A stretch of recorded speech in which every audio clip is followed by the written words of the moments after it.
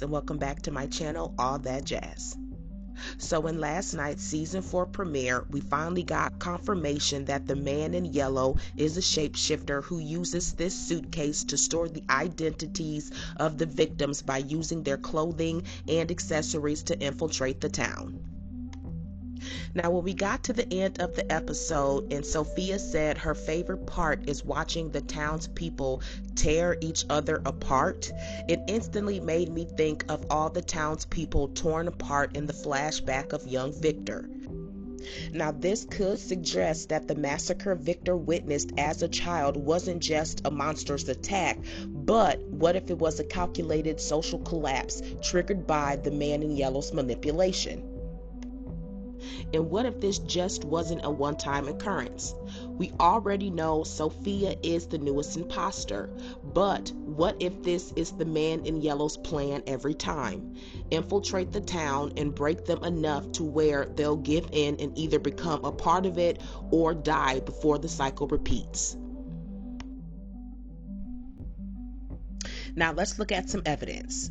We see the man in yellow pull Sophia's clothes out of this suitcase. Now, if any of you guys thought this suitcase looked familiar, you were right. We have seen this suitcase before.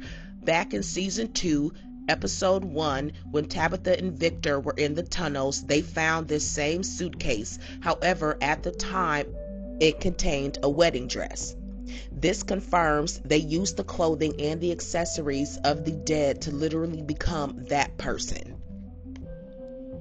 Which makes me wonder, how often has the man in yellow done this? And if he has the power to literally wake someone up like he did to the pastor at the end of the episode, does he also have the power to make others shapeshift into beings and have them walking amongst town people? Okay, now hear me out. All of this does make me wonder, was Randall right in season 2 when he thought there were others in the town that were in on whatever it is going on in Fromville?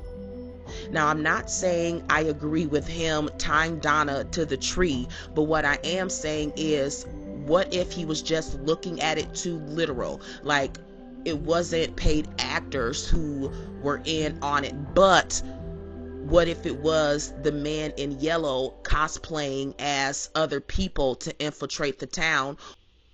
Or does he have the power to make, let's say, one of these monsters shapeshift into someone who can walk amongst the town people as well and infiltrate the town that way? Now, this could explain Victor's flashback from season 1 when he comes out of the bunker and finds the whole town is slaughtered, torn into pieces. What if that's what Sophia meant by her favorite part is watching the town, or watching them tear each other apart? What if that's what the man in yellow is doing now? He will infiltrate the group, make them turn on each other as he pushes them to accept this deal to live forever, as the boy in white ensures there's always at least one survivor to keep the cycle going.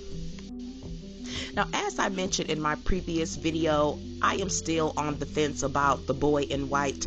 I don't know if he's a good little boy actually helping them, or is he a part of all of this and is playing a part in keeping them there. But if we go back to that flashback scene with Victor, he was there. And if you guys remember, he was smiling and waving at Victor as he was walking through all the dead bodies. That is another scene where it made me question, was he good or was he bad? Because to me, that didn't give he was a friend or he was trying to help. But if you ask me, it is also very possible he is working along with the man in yellow, and he's presenting himself as being a friend or someone that is helping him, but in actuality he's someone like a warden of some sort. His job might be to make sure there's at least one child who survives every massacre to keep the cycle going and to keep the fear growing for each group over and over again.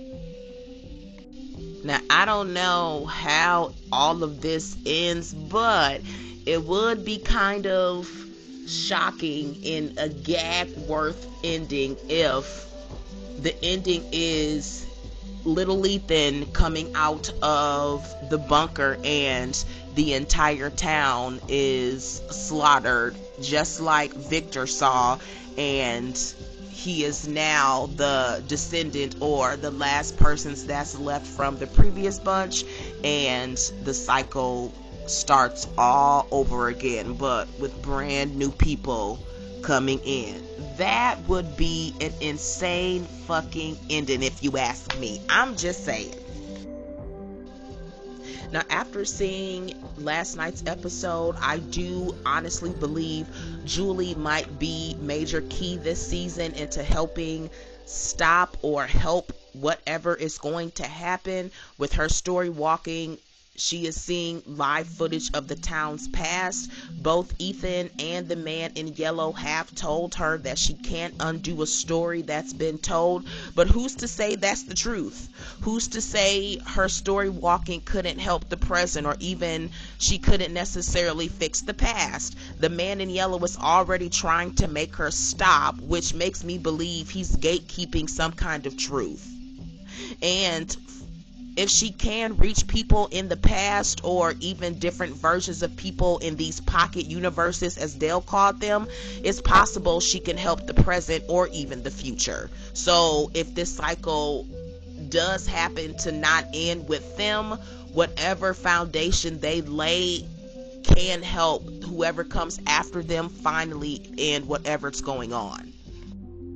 And I also wouldn't be surprised if all of that, I guess we can call it paranormal activity we were seeing inside of the house when the pot of food fell and the cabinets and stuff were opening, I wouldn't be surprised if that is Julie and or Jim in another pocket universe trying to get the attention of Tabitha, Ethan, and Julie there in the present. So I'm very curious to see how Julie and this story walking is going to help or hinder them moving forward, and if she actually does have the ability to change the past in any way.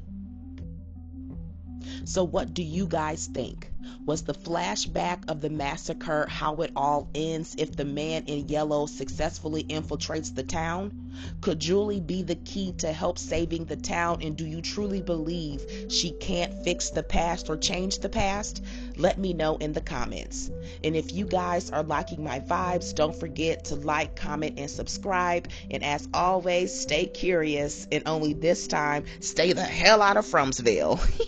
I'll see you in the next one.